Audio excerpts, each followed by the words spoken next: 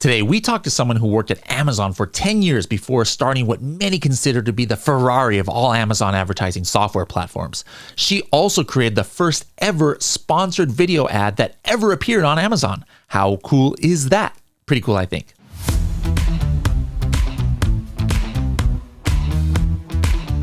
Hello, everybody, and welcome to another episode of the Serious Sellers Podcast by Helium 10. I am your host, Bradley Sutton, and this is the show that's a completely BS-free, unscripted, and unrehearsed organic conversation about serious strategies for serious sellers of any level in the Amazon or Walmart world. And every now and then we do kind of like a PPC-centric episode. We call it PPC Talk, but we're going to talk about a lot of things today because we got a special guest here. Last time I saw her actually was she's just chilling there on Bloomberg TV as the number one expert about the Q4 earnings call to that big network, So that's why I said it's kind of an honor to have her on here. Melissa, how's it going? It's going awesome. Thanks for having me.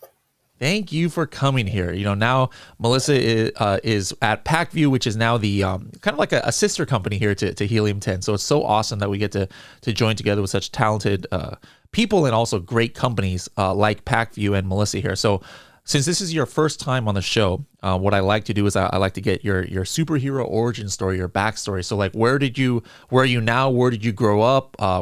College, things like that. I went to the University of Texas at Austin, which is such a fun school.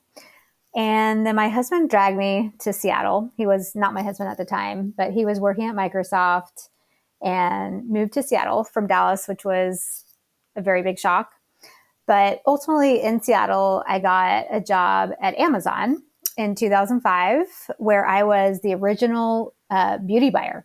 So Amazon had just started the consumables business. They were drop shipping through drugstore.com, which is not in existence anymore. And I was able to get one of my gigs at Amazon, basically creating from scratch all the relationships with all the CPG companies, really figuring out how to ship tubes of toothpaste profitably across the internet, which I think we're still trying to figure that out. Mm-hmm. And so I spent 10 years at Amazon. Wow, that's a pretty exciting. How was that? From what year to what year are we talking about roughly? 2005 to 2015. So when I would go to trade shows, I'd actually have to turn my name badge around backwards because nobody wanted to talk to Amazon. Amazon was such a small, it was a bookseller. And so I would go to, these big trade shows for the, health and beauty products. And they were just surprised that Amazon was there because they thought Amazon sold books. So it's a very different conversation than today where people are chasing Amazon to talk to them. Then I was chasing people to sell on Amazon. Interesting. Now, after that, what was your next endeavor? So after I spent 5 years on the retail side of the business at Amazon, and then I spent 5 years in the ads business when it also was first started. So I actually was on the product side, creating a lot of the ad products that we use today, like the sponsored display ad. And after Pacview, I left. I started the e-commerce function for a big shopper marketing agency. I did some consulting, but in 2017, I got the opportunity to get the API from Amazon.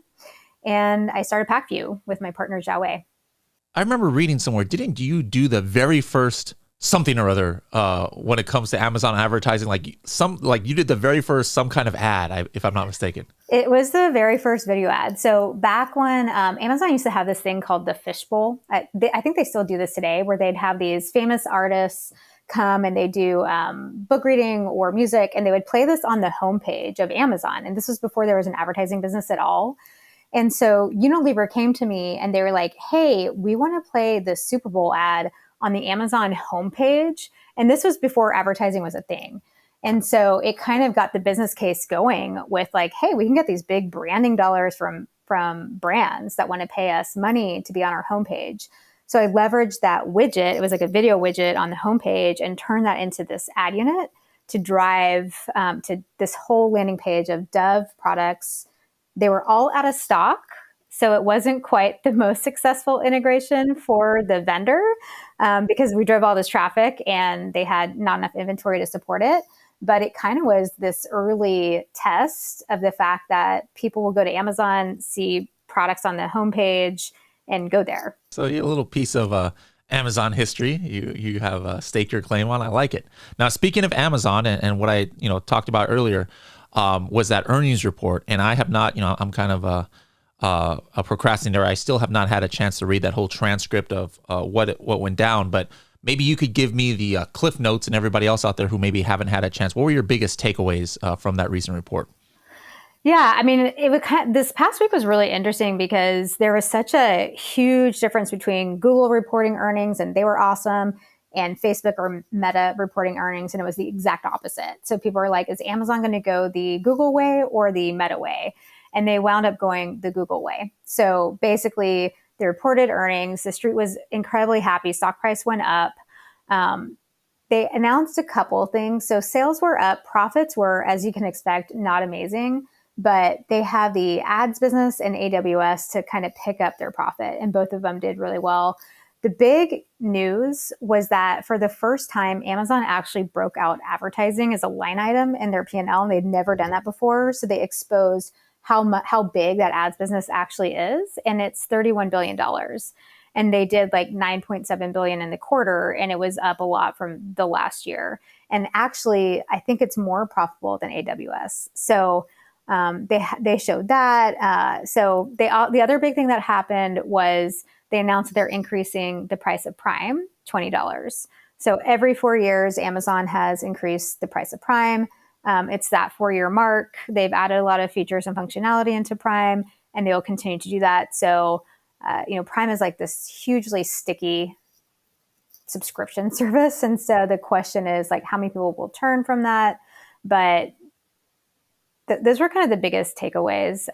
The other interesting thing that they talked about just in the earnings notes that people aren't really talking about is how they're getting bigger into physical stores. So e-commerce is like 10 to 20% of total retail sales.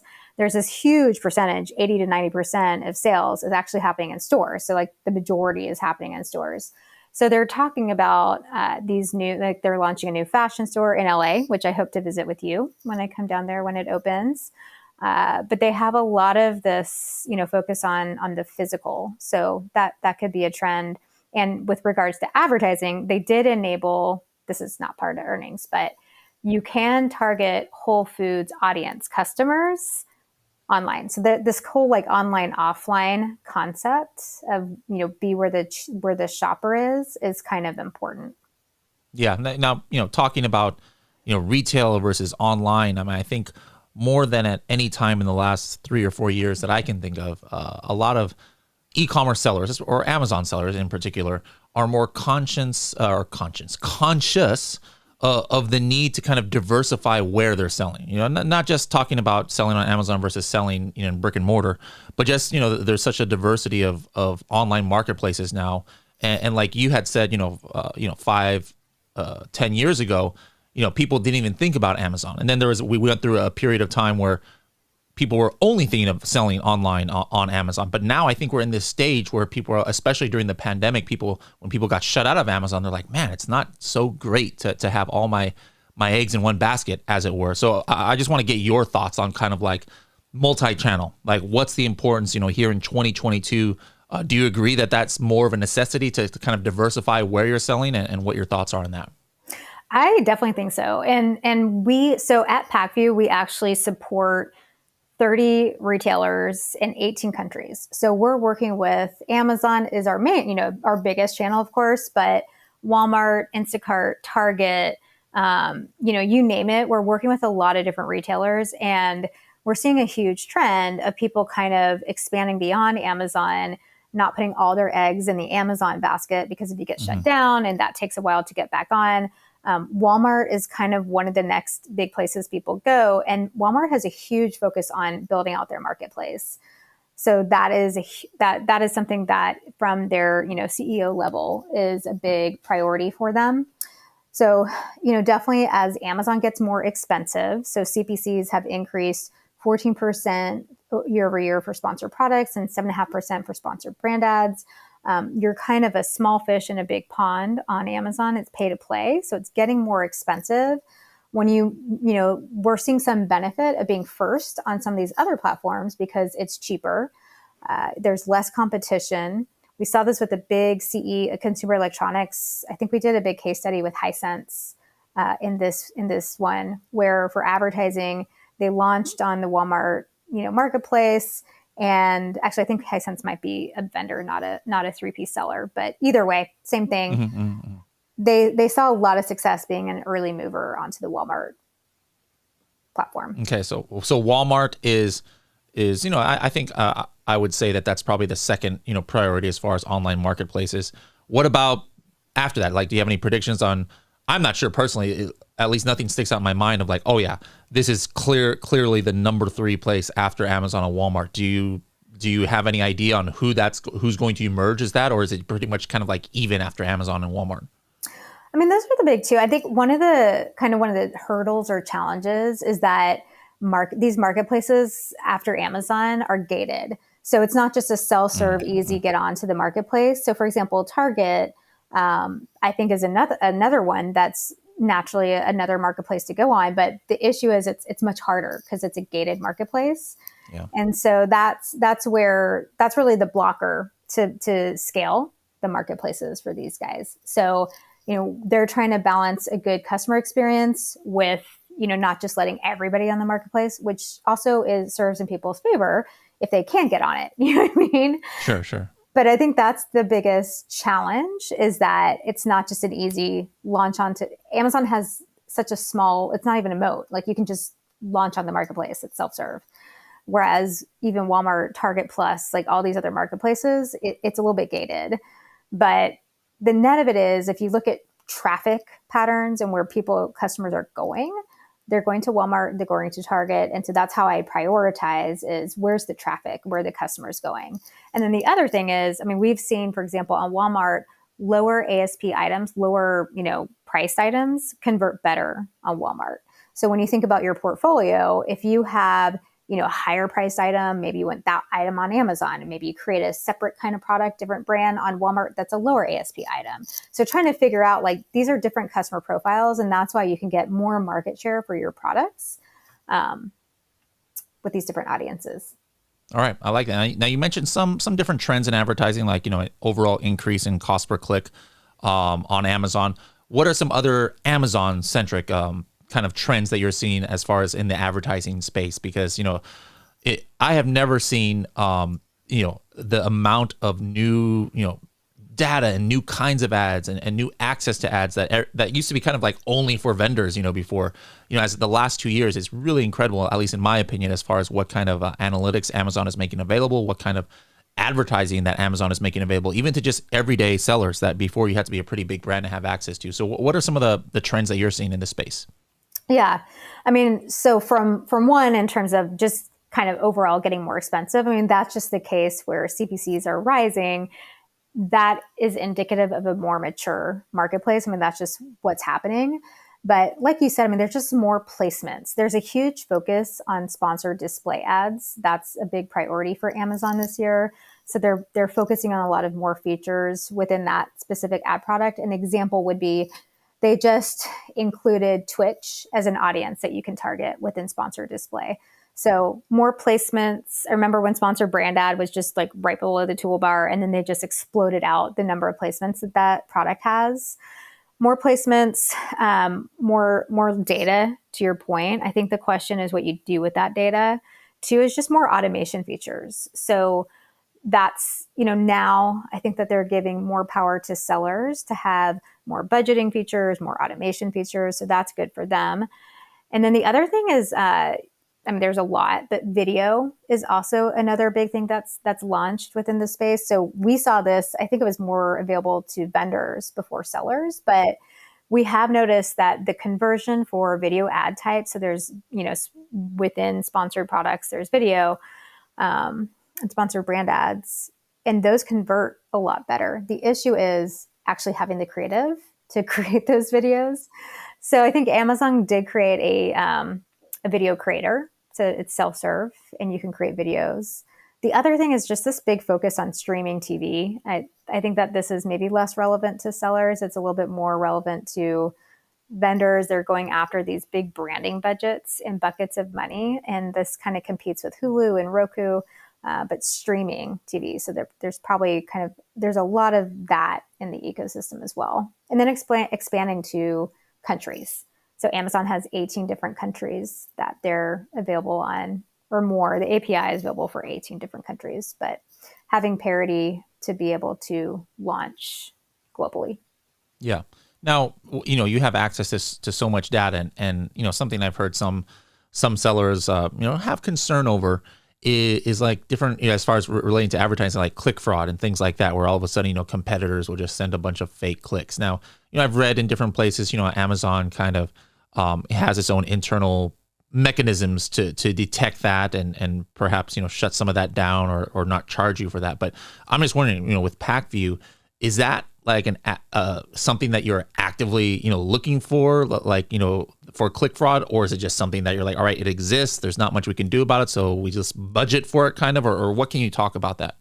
Amazon has a lot in place around robot detection, and there's going to be bad actors all the time. And the thing about bad actors is they go down one loophole, they get caught, and they go down another one. And so it is just like a game of whack-a-mole to find those things.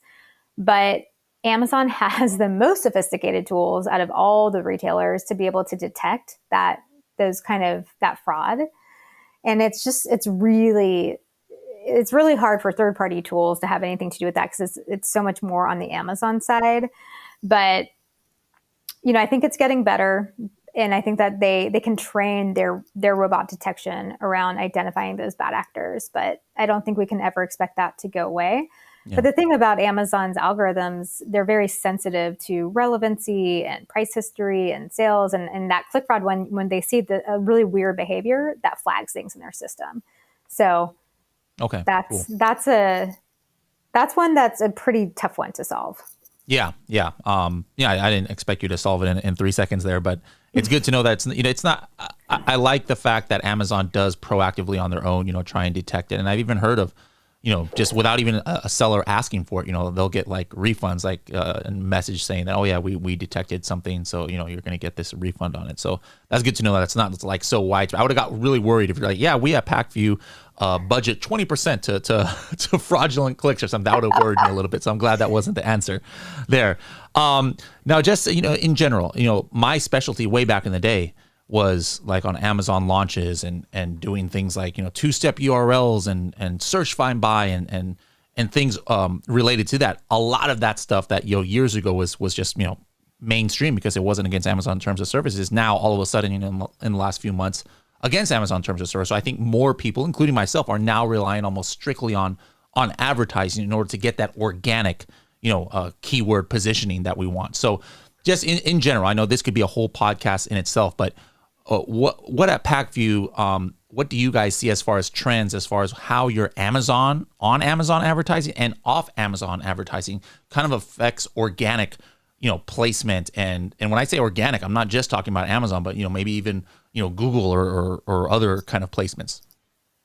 Yeah. Well, I think one thing that we've always tried to do is peel back and uncover what is the algorithm for organic ranking, right? I mean, that's what we've been trying to do forever. And the thing about Amazon is they're always changing it. It's a black box in some ways, but there are some principles that remain the same. But one is traffic. So really driving a ton of traffic. Traffic is king in terms of how you get that organic ranking. There's a huge component to relevancy. Something that I love about Helium 10, as we're getting to know each other, is our team uses the index checker a lot so that you can figure out, is that ASIN actually relevant to the keyword? Because that is a huge impact to both ads and organic. If you're not going to rank for that keyword, don't even bother, basically. But, understanding the relevancy algorithm, it has to do with sales history, profitability, traffic that's coming to you, estimation of how is it going to convert or not. So being able to uncover and unpeel back that kind of how they are doing the organic ranking algorithm, and then being able to figure out, okay, how can I drive those actions so that I can increase it? So increasing traffic and things like that. Okay, excellent. Now, on this same topic, let's keep going about PPC.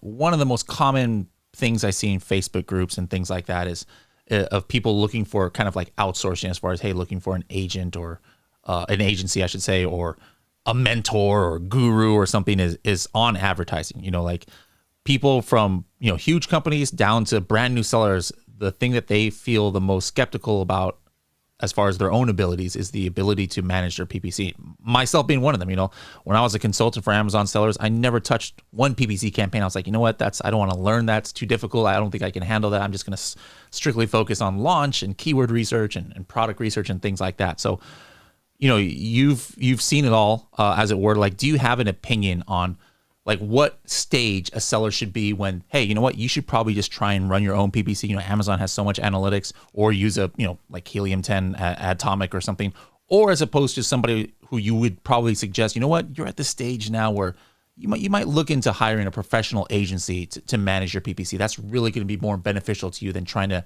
figure it out on yourself. Do you have any opinion as far as that goes?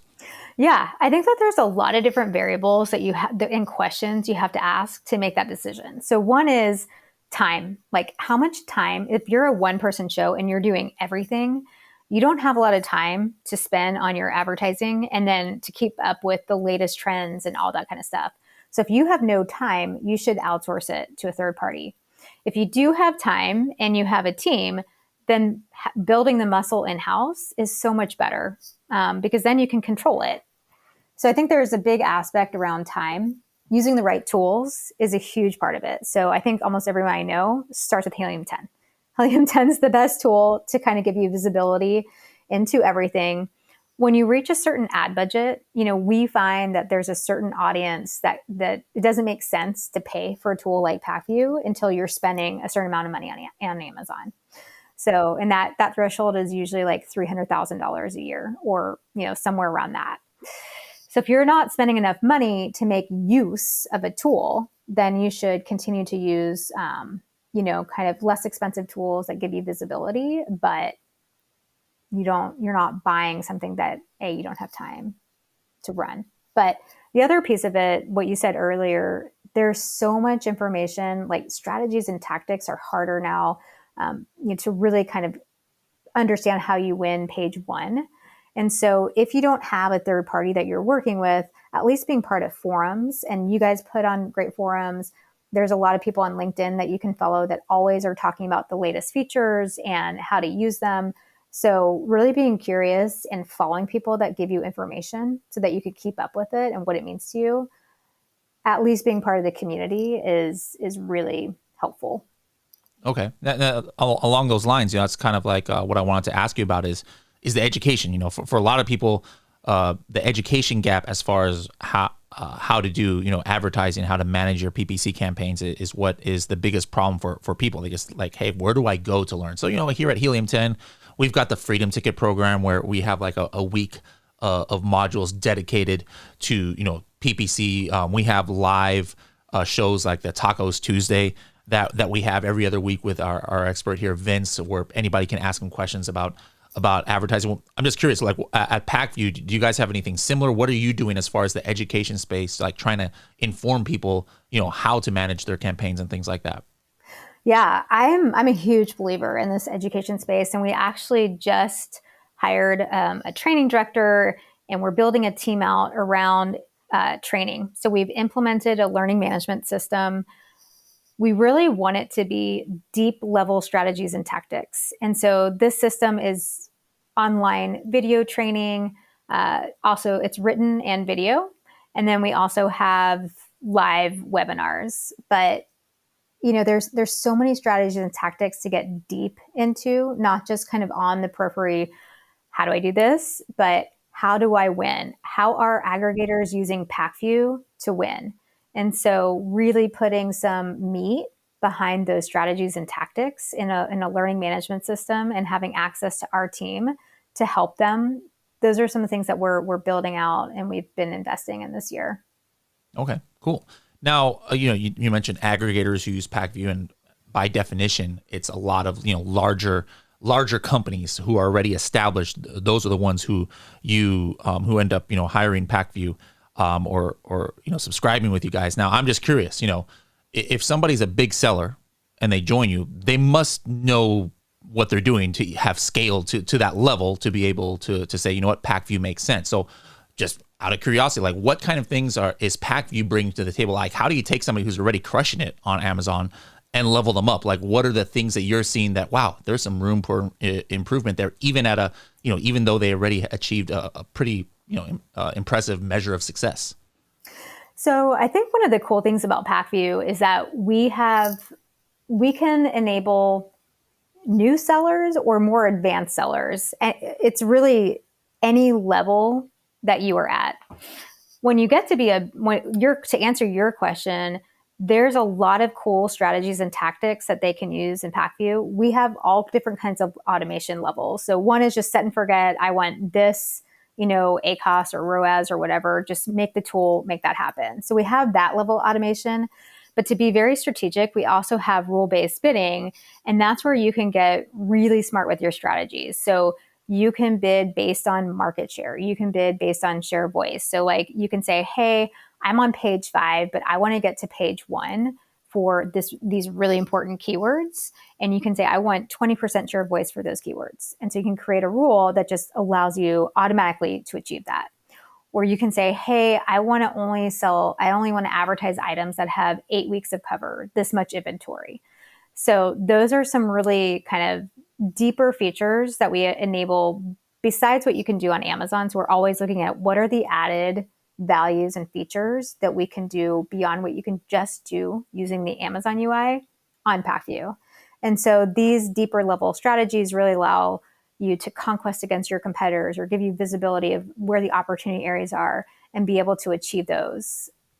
So it's a really efficient way, you know, how can I most efficiently spend my money using kind of optimization and automation features that Pacview gives you. Okay. Now, you know, speaking of that, you know, there's a lot of people out there who maybe they've heard of Pacview. Almost everybody's heard of Pacview, but they're not exactly sure, you know, what you guys do or who they're for. So just, you know, who is the, you know, the person who can most get the benefit out of Pacview? If you can just, you know, talk a little bit about, you know, what you guys do. Yeah. So Pacview is a software platform. So similar to Helium 10, it's a software. Whereas, you know, if you're a brand new seller just starting out, you're probably starting off with a Helium 10. But when you get to a point where you've got your products up on Amazon, you're starting to sell, you want to take you want to go to the next level and you have enough ad budget, that's when these sellers will come to Pacview and say, okay, I'm ready to kind of take my strategies to the next level, use a let's call it a Ferrari of tools, and be able to get really robust reporting. So we have and then especially as you launch onto more marketplaces, so Walmart and other places like that, we're really unifying all of those retailers into one place. So you don't have to log into all these different platforms. You just log into Pacview. You can see all your metrics and KPIs with reporting. And then you can also manage your campaigns on Pacview. So that is you're a little bit more, you're past just starting out. Certainly if you want to be on multiple channels, you're using Pacview. And then if you're interested in just saving time and really automating your strategies, then you can use a tool like Pacview. One thing, you know, the other day when I was browsing the website, and just kind of, I don't remember what it was. It was like in the About Us section. And then the top 2 line items about what you guys do is obviously, you know, Amazon advertising, Walmart advertising. But then the number 3 kind of took me by surprise. It said Instacart. Now, I've never used Instacart before. You know, my family, if I'm not mistaken, they order from Instacart from Costco or something like that. So I'm just, in my mind, I'm trying to wrap my head around, like, first of all, how would it work advertising on Instacart? Like, are these like people like Costco and different grocery stores just advertising, or are you putting Amazon ads on Instacart? Can you talk about what you guys do for Instacart? Yeah. So first of all, like the way I use Instacart all the time, it's a life and game saver. But you can think of Instacart. Instacart's very different than Amazon because it's like an aggregation of marketplaces. So it's Costco, it's Total Wine, it's got thousands of retailers. You go to Instacart and let's say I want to go, I don't, instead of going to Costco, I can just do all my shopping on Instacart and it's quick delivery to my door. So that's how Instacart works. Now, there's ads on Instacart. It's very heavily CPG focused because it's heavily grocery focused. They do have like Best Buy and some other retailers in there, but it is more of a heavily, like grocery focus. You have ads on there. So the brands are advertising, just like the brands are advertising on Amazon. They're putting their ads on Instacart. So let's say that you're within Costco and you're shopping Costco. So you type in batteries. The experience is the same as you would see on Amazon. They actually just changed their word featured product to sponsored products. So that was their terminology, but they want to be consistent with the industry. And if you type in batteries, you'll see Duracell's sponsored product listings show up. So it's a similar experience. It's just kind of a different platform. I wouldn't say it's really big for sellers just yet because there's not a lot of sellers yet on the marketplace. But it is something to know. And the other thing is it's the feeds coming in from Costco and the feeds coming in from Best Buy. So there's a little bit less control that Instacart has over those products. But right now, more of the bigger brands are leveraging Instacart, but I definitely think that they're very advanced. I mean, they also are launching features at a very fast rate, and they are wanting to scale their marketplace as well. So I predict that they will open this up in a bigger way as well. So basically, it's kind of like I need to have a brand that is in these stores that are showing up on Instacart, and it just kind of like takes me to that item, right? That's right. Yeah. Okay. Yeah. I mean, I could see this as, especially over the last 2 years. I mean, I don't have any numbers, obviously. I'm just talking off the top of my head, but everybody all of a sudden was ordering groceries online because that's all they could do, like for a certain period of time. And then people kind of got used to it. So I imagine this way of ordering, your groceries or just from regular stores is highly increasing. So I always tell people that, hey, yeah, Amazon is great. Walmart.com is great. The almost holy grail though is once you start actually getting into some of these brick and mortar, like you get into Walmart brick and mortar and it's going to dwarf your sales on Amazon, usually, because there's just, so many stores and things like that. So, Instacart definitely is something that once you get to a certain, especially if you're of course in the grocery space, I could see how that could definitely help a lot of sellers scale. Now, regardless of the platform, regardless of the topic, we have something here on the show that we call the TST 30-second tip. So, hopefully PPC related, but it doesn't have to be PPC related. What is your 30-second tip for sellers of any level out there that you think is beneficial for them? Man, 30 seconds is really hard. So you can go a little bit more. The reason why it's TST, it can go 2 minutes. You can do 3 minutes almost. When you're, I always say is when you're Kevin King, it goes the T stands for 10 because he can never say anything that low. So it's a 10-minute tip. But you pick what you want the T to mean. Number one tip is test and learn. That is like such a critical thing, especially in a marketplace like Amazon. They're always launching new features, there's always a shiny penny somewhere. And so if you don't just try it out and you test the waters in a conservative way, you're never going to know if it works or not. So that's something that we are always running tests and learns at Pacview and trying to figure out what's working, what's not working. And then we'll write articles and blog posts about it. So one is test and learn, and then go to Pacview to see what blog posts we've written, because maybe you can not have to test yourself. But always figuring out what is good, what is not good. How can I, what's the cool shiny penny? Is it shiny or is it dirty? That's the question. Some other kind of easy tips are kind of out of stock and inventory. There's some ad products that will immediately pause, like sponsored product and sponsored display when you're out of stock, but some don't. Sponsored brand ads don't automatically pause when you run out of stock. So really understanding how these products work and don't. If you're running low in inventory, don't run sponsored brand ads. Awesome. All right. Well, that was great. You gave us multiple ones. I really appreciate that. What's the website again? If people want to get more information, reach out to you, or what are some conferences that are soon that you guys might be at that maybe people can even ask questions in person to your team. Awesome. Yeah. So pacview.com. The next conference that I'll be at, I'll actually be speaking on a panel, and I think you'll be there too at Prosper. Are you going to Prosper? Yes, in March? Absolutely. Okay. So I'll see you there.